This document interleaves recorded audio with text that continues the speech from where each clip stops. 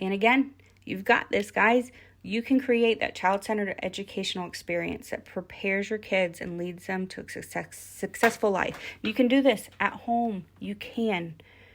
If you empower yourself, which is what you're doing going through this workshop, you're going to be able to empower your kid. And they're going to be empowered to chase their dreams and become everything that they were created to be, their authentic selves. And they're going to be proud and excited and happy. And they're going to be learning along the way.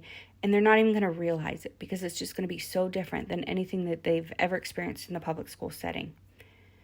All right, so if you're ready, we can go to Module 4, which is going to be Methods, Models, and Styles. Oh my, okay, so all the curriculum, all the different styles, all the different methods, that's what we're going to talk about in Module 4. And I just want you to be able to go there and go through this and learn that you can find an educational system that fits your family and meets your kids' individual goals. And if you have multiple kids, you might have different systems that you use for them. So that's what we're going to talk about in Module 4. I'm excited to see you there, and I appreciate you joining us.